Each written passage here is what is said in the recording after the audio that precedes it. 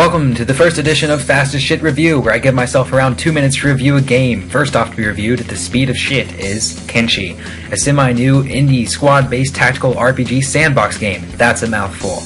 In Kenshi, your goal is to fight, get stronger, recruit armies, gain power, build cities, and be the best of this wasteland that seems to foreshadow the future of Detroit. Kenshi, as it stands, is pretty fun, but also pretty boring. Most of the cities in the game are not yet completed, and therefore are abandoned and lonely. The deserts, however, are cool and harsh, filled with roving gangs of small Asian bandits ready and willing to kill you for the smallest amount of cat, the game's currency.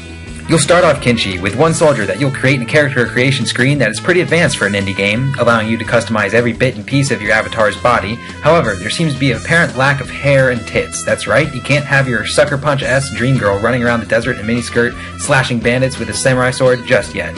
From there, you're dropped straight into the game's starting town, a small bastion in the middle of a giant desert.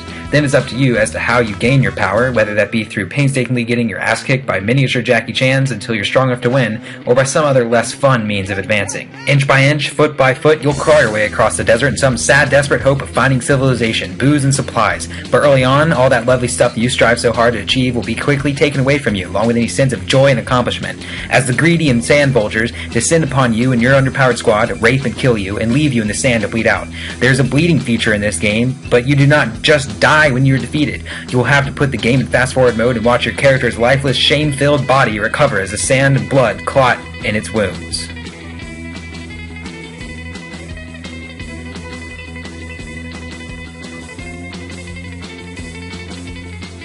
Kenshi as it stands is a pretty okay game to pass the time by if you find yourself at a lack of things to do other than get your ass kicked in a video game. In all seriousness, Kenshi has beautiful sandbox potential, and I look forward to future updates to this game and will certainly return to it. I give Kenshi 7 blood and sand-filled wounds out of 10.